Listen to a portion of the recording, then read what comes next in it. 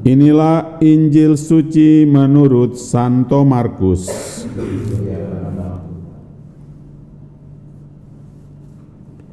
Sekeluarnya dari rumah ibadat di Kafarnaum, Yesus dengan Yakobus dan Yohanes pergi ke rumah Simon dan Andreas. Ibu mertua Simon terbaring karena sakit demam. Mereka segera memberitahukan keadaannya kepada Yesus. Yesus pergi ke tempat perempuan itu dan sambil memegang tangannya Yesus membangunkan dia, lalu lenyaplah demamnya. Kemudian perempuan itu melayani mereka.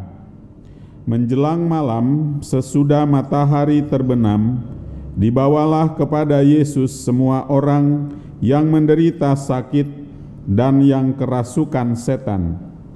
Maka berkerumunlah seluruh penduduk kota itu di depan pintu. Ia menyembuhkan banyak orang yang menderita bermacam-macam penyakit dan mengusir banyak setan. Ia tidak memperbolehkan setan-setan itu berbicara sebab mereka mengenal dia. Keesokan harinya, waktu hari masih gelap, Yesus bangun dan pergi keluar. Ia pergi ke tempat yang sunyi dan berdoa di sana. Tetapi Simon dan kawan-kawannya menyusul Yesus. Waktu menemukan Yesus, mereka berkata, "Semua orang mencari Engkau." Jawab Yesus, "Marilah kita pergi ke tempat lain, ke kota-kota yang berdekatan, supaya di sana juga aku memberitakan Injil, karena untuk itu aku telah datang." Lalu pergilah Yesus ke seluruh Galilea, memberitakan Injil dalam rumah-rumah ibadat mereka dan mengusir setan-setan.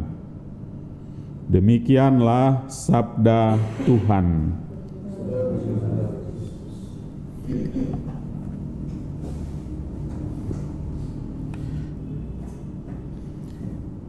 Bagian awal dari Injil ini ketika Yesus menyembuhkan ibu mertua Simon sering menjadi guyonan untuk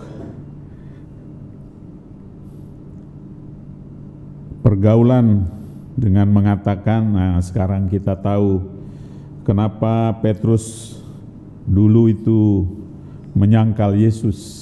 Jawabnya karena Yesus menyembuhkan ibu mertuanya, gitulah.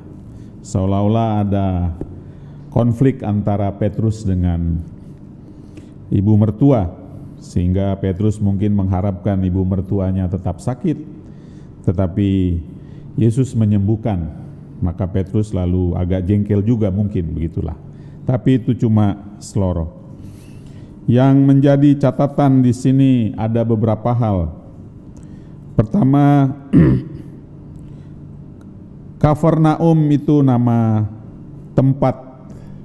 Sekarang kalau orang berziarah ke sana sering disebut sebagai kota Yesus. Sementara Kafarnaum itu terdiri dari dua kata, kafar dan nahum. Kafar artinya desa atau kota, nahum adalah nama orang atau nama keluarga. Jadi Kafarnaum adalah kotanya keluarga Nahum atau yang bermarga Nahum. Kemudian di rumah ibadat Yesus keluar dari sana menyembuhkan ibu mertua Simon yang terbaring karena sakit demam. Yang menarik ketika sembuh ibu mertua Simon ini langsung melayani mereka.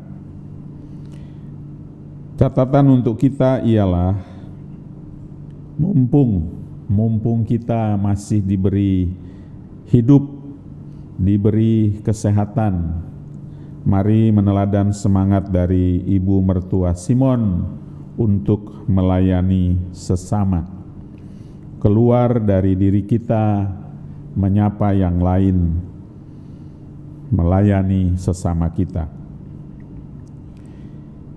Yang kedua, ada kontras antara semangat pelayanan para murid dan semangat pelayanan Tuhan Yesus. Tuhan Yesus melayani secara universal kepada siapa saja dan di mana saja, memperhatikan, menyembuhkan yang sakit, yang tuli, yang bisu, yang kerasukan setan, yang lumpuh, dan bahkan yang mati dihidupkan. Keliling, pergi kemana-mana. Sementara Simon dan teman-teman berharap Tuhan tinggal di kota itu, lalu melanjutkan karya-karya mujizatnya, menyembuhkan orang-orang yang ada di situ.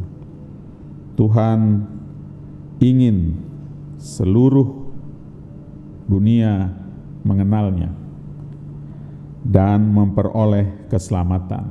Sementara beberapa orang ingin seolah-olah memiliki Tuhan untuk dirinya, untuk kelompoknya saja.